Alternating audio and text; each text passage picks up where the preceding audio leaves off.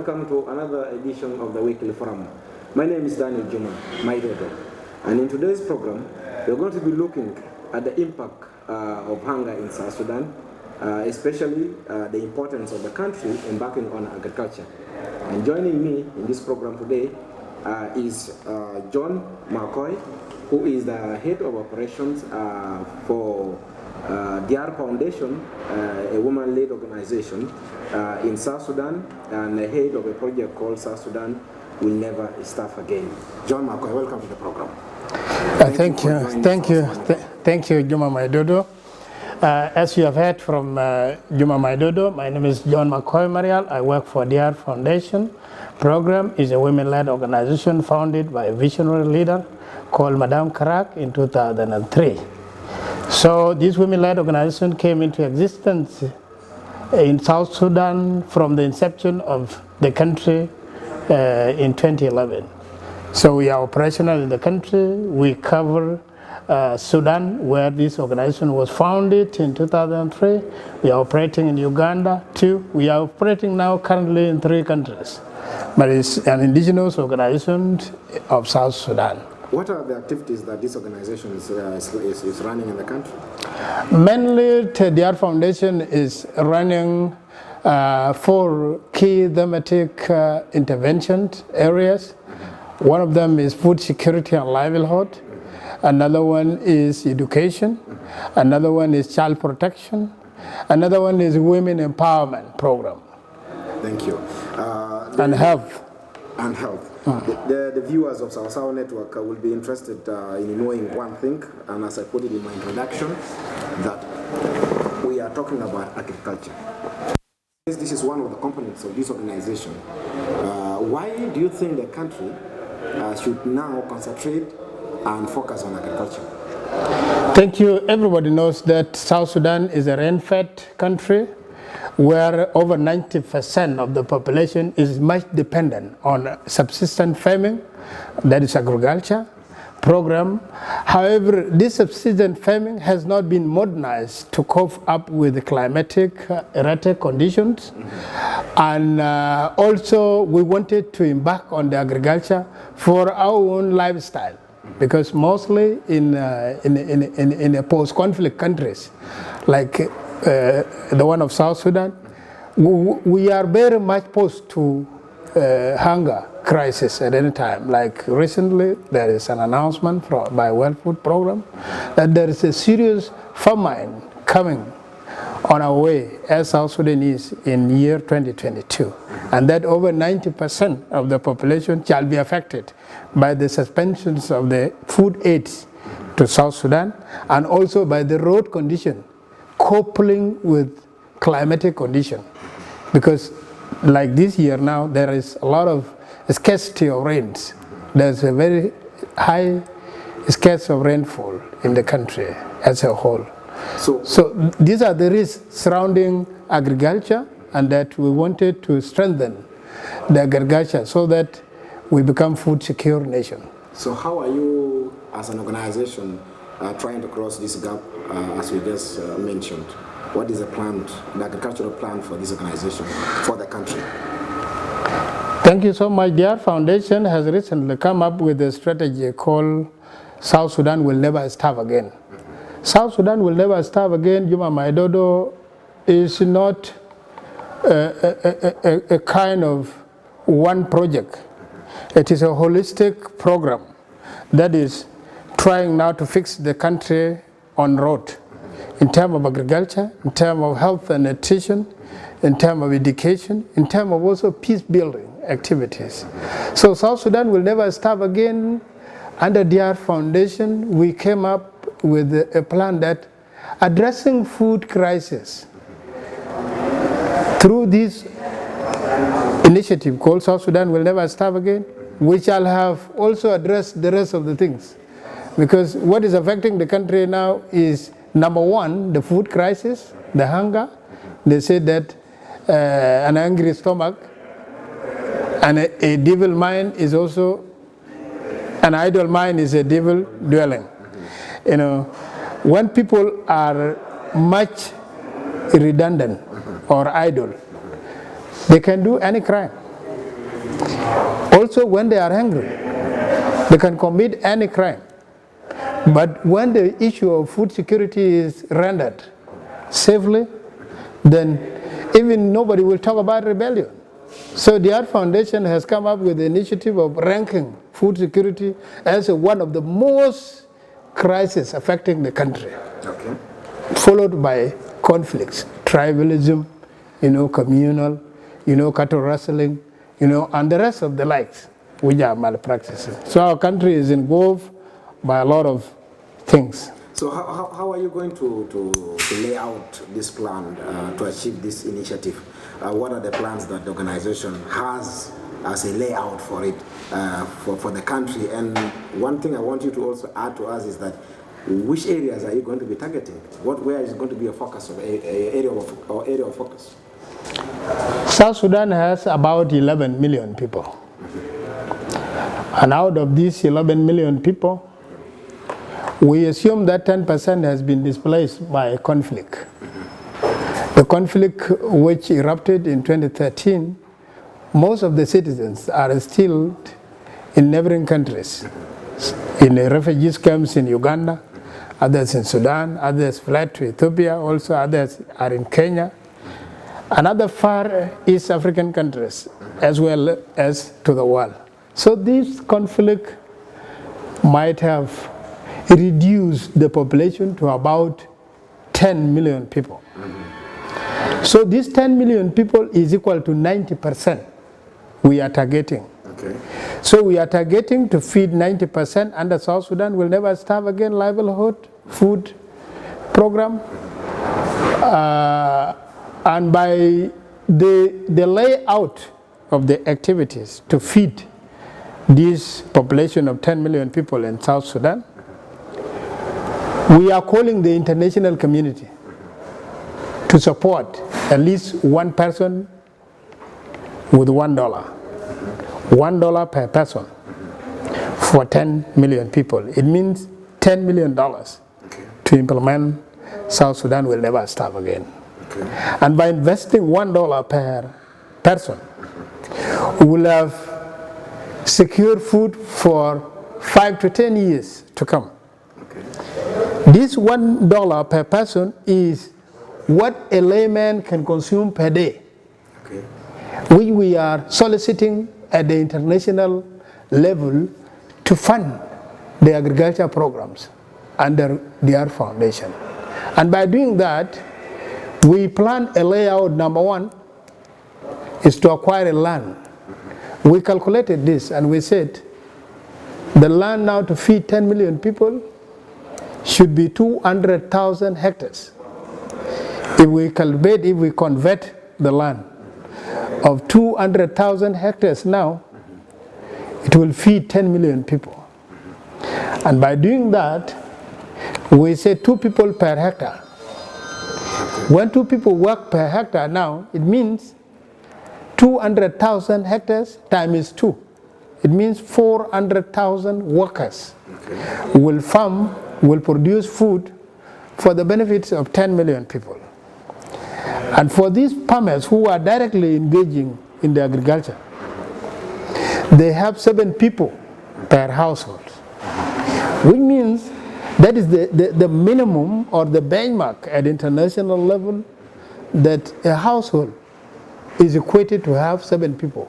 Okay. Whether you have 2 people, 3 people, or 100 people, the benchmark is 7, the formula is 7 people per household. Okay. And if you calculate 7 times 400,000, you get 2.8 million. So these will be the direct beneficiaries benefiting from the people who are directly farming in 200,000 hectares. Let me just come in there to ask you. No, wait. Yes. That is at the labor force level. Coming down to the implementation strategy or plan,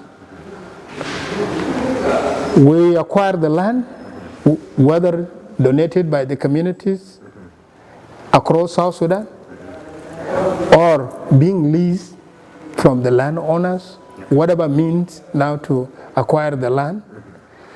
We said each state of the first 4 lots That is Lake State, Central Equatorial State, Western Equatorial State, and Nuba Mountain.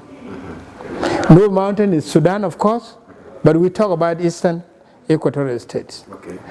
So these states, we said each state will have a farmland of 50,000 hectares. And this 50,000 hectares is going now to be segregated into counties, the agricultural lands. Well, what criteria is used to identify these states? Because somebody will be outside there will be asking, what about other states? Why is the organization neglecting other states? You just mentioned 4. From what you're explaining, 3 are in South Sudan, and 1 is in Nuba Mountain, which is Sudan. What about the other states in the country? Thank you very much. The other states, you cannot start in a lump sum. As the time goes now, we will gradually cover the other states, the other remaining states. As you have seen, there are some climatic issues. So we use that benchmark now to see which state can best suit this piloting. We are at piloting stage of the program. You mentioned about involvement of the stakeholders. I want you to just, in brief, explain to us how Diar Foundation is involving the local authority from the state level to the national, especially the Ministry of Agriculture in this project.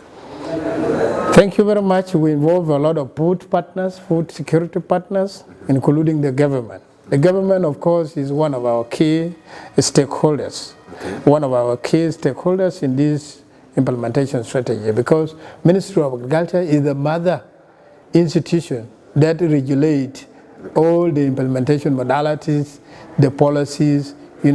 We first seek, once we get the funding now, because we are at development stage, once we get the funding now, we will approach the Ministry of Agriculture to give us their master plan, so that we go through it and see how best we can cope with the policies as well as the grassroots stakeholders. Grassroots stakeholders include the local government, state, county, PAYAM, up to the community levels. Will involve them. And also the other food partners, food security partners, and livelihood. Thank you.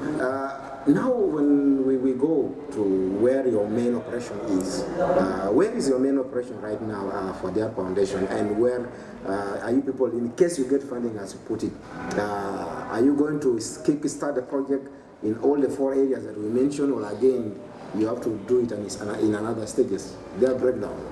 Some of you might have seen in our Twitter and also in our social media fora, we started this campaign in Lake State because it was a voluntary campaign which attracted all the farmers, all the local farmers to participate in campaign activities. We managed now to have identified 4 farms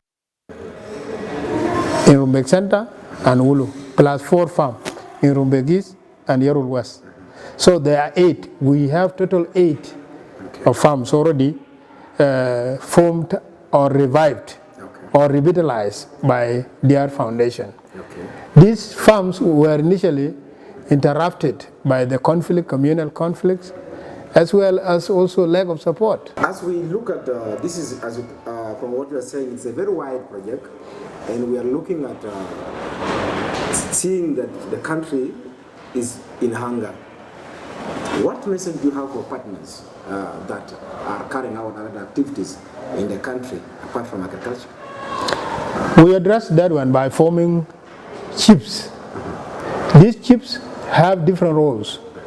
We have food chief, who is responsible of which type of food should be eaten by the farming or by the farmers while working in the farm.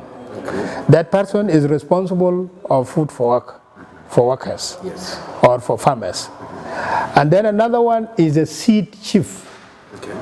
Seed chief is responsible of what type of varieties of seed are viable to our soil. Because we don't just receive seeds for just the purpose of receiving. We have to receive these seeds and produce them Okay? Which are the And seeds sow them. now that The seeds we are receiving, getting now? the seeds we are expecting now, mainly sagam. Okay. Our staple food is sagam. Why sorghum? It is sagam. Why is the organization choosing sorghum among other crops? It is stable. It is our staple food Okay. in the country. Once we have cereal, when we have cereal, I think the rest of the things shall follow later. Okay. But the number one crop is cereal. Okay. Yes, cereal crops. And these farmers that you just mentioned before. I have not finished. Okay, continue. Our layout, that is number 2. Yes. Number 3 is water chief. Okay. Water chief is responsible of the water irrigation system in the farms. Okay. Because sometimes we experience shortage of rainfalls. Okay. This is also a crisis in the country, Okay. and that is also contributing to the severity of our suffering in the country. Okay. So we need to address that one, so that during the dry season, at least women can produce vegetables. They can produce vegetable crops and sell them in their local markets to help them earn some income to sustain their lives. Okay? That will also cover that one. Another chief we have is a chief tool. Somebody who is in charge of tools and agriculture mechanization. Okay. Because we want to move out from this subsistence farming now to large-scale production, so that we embark on agro-business or agribusiness, in various dimensions. So this person is responsible of what type of tools or machines that can do very well with our soil. You don't just receive tools. You don't just supply us with tools. We want to know first our topography as well as our soil structure that can be compatible with the foods, the tools people or international partners are supplying. So most of the tools now, Juma Maidodo, have no use in the communities. Okay. Most of the tools. Communities just receive them for the sake of receiving. Who's having the problem? There was no visibility done to cope with the type of soil as per that particular community. The community must be assessed first and ask them, what do you need to properly produce your own food or to adequately produce your own food? They will say, we need A, B, C, D. We need these specifications. Like the tractors we were supplied in 2016. Some of them don't have spare parts in the country. So one small thing gets spoiled in the farm, that is the end of it. So we need technical input from the international community and also from our local experts to train more or to upskill farmers to do their own. Somebody who's going to be watching you right after this interview on Sawa Network social media pages, who is an investor and you want to invest in South Sudan on agriculture, what message do you tell that person who has never visited South Sudan and you want to come and invest on agriculture in South Sudan? I want to tell that person that South Sudan, 2/3 of the land is virgin land. There's a lot of land which no human being has stepped in from the creation. So that person, by investing within the country, South Sudan, you will have escaped the cost of fertilizers, because our land is virgin. You can invest for more than 20 years without cost of fertilizers. Our land is also vast. There will be no interruption. The communities are willing as long as you give back in terms of corporate social responsibility. So any agriculture investor who is willing to invest in South Sudan, I can assure you, you will get a lot of profits. You will pay back your cost or capital invested in South Sudan within a short period. You seem to have a lot of vast knowledge regarding agriculture production. I just want again to take you back to the crop when we talked about the sorghum. Another investor outside there may feel like he doesn't want to invest in sorghum. What other types of crops do you think are favorable to be grown in South Sudan if I want to come and invest? South Sudan is very large with the different types of soil. Okay. So if you are an agriculturalist, you can first come with your testing equipment so that you know which one grow very well in this community. Because like in South Sudan, initially we had 3 regions: Equatoria, Barghazal, and Upper Nile. And now we have 10 states plus 2 or 3 administrative areas. So if you want to invest in South Sudan on agriculture, that investor can ask the existing food security and livelihood partners to give their, or to redirect that person which is the best crop he is specializing in producing in South Sudan, and what area does he want now to embark on in terms of security issues. You know, an investor, the first thing to think is the security. What is the security-wise of that area? In terms of community lifestyle, in terms of the cultural attitudes. If you are pastoralist, you know the mentality of the pastoralist. They can even graze their cattle in the farm. But how are you going to combat that? How are you going to address that one? There must be layouts. Okay. So you wanted to contact the communities to give you their willingness now to partner with you as an investor. What about the government policy towards how can policy towards agriculture in the country? Government, as well as you know, government is incapacitated. Okay. Government needs a lot of support. Okay. They need technical advice too. Okay. They need money to enhance their policies. Okay. Their policies may not be known by the local farmers, but that is because they lack budget. They may not have budget now to carry out an awareness in the communities. So my advice to the government is that let them cooperate very well with the farmers, so that farmers can further their agenda or philosophy or policies, whatever they call it. Because farmers are their tools now to achieve their goal of food security in the country. But if farmers are now left alone, the government plus its own policy is different. That is a very high disconnect which has created disparity between the local farmers and the government. The government seems to be different from the farmers. So there must be that close linkage we need to strengthen between the local farmers and the government. Another one is that the government should develop a kind of free from corruption policy. What I mean here is that you can be a policy holder and at the same time be the implementer of your own interests. No, that shouldn't be. Like for example, I can be the policy holder of the Ministry of Agriculture, and then I am also the implementer. It may create conflict of interest, and therefore the farmers will suffer in between the policy and the owner of the policy. Thank you so much.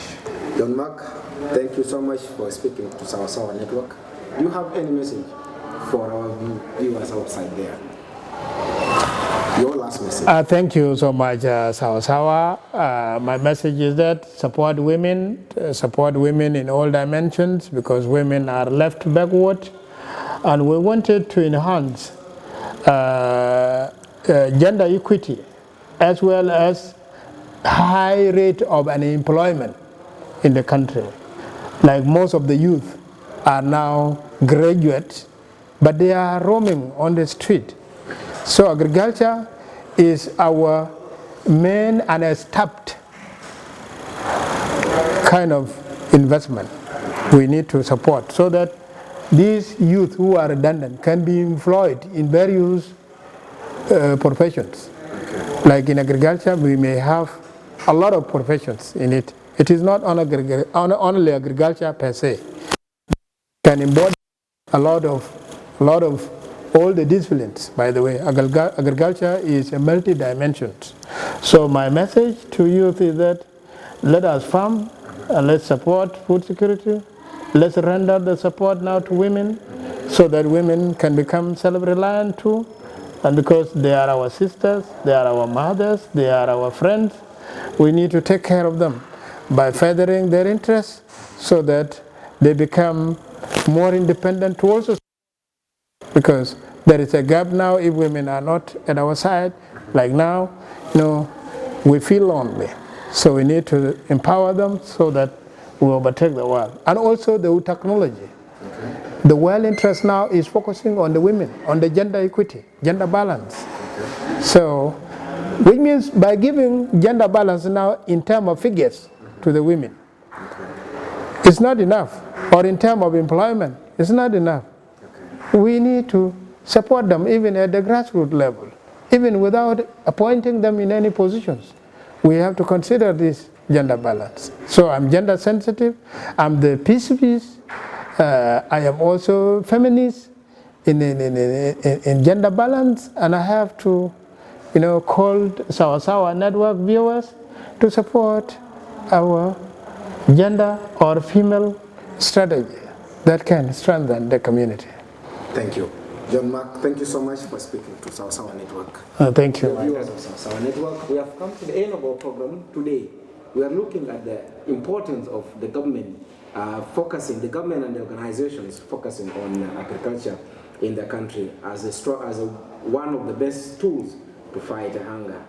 You can follow Sawa Network on all our social media. Facebook is Sawa Network. You can also follow us on YouTube, also at Sawa Network. You can also visit our website, www.sawasawanetwork.org. We also want to thank the management of Royal Palace Hotel in Juba. They are telling you that they have accommodations here. They have a swimming pool. You can also come and grab yourself good breakfast, some sweet lunch also here when you are in Juba or when you visit Juba. My name is Daniel Juma Maidodo. Until next time, have a blessed time.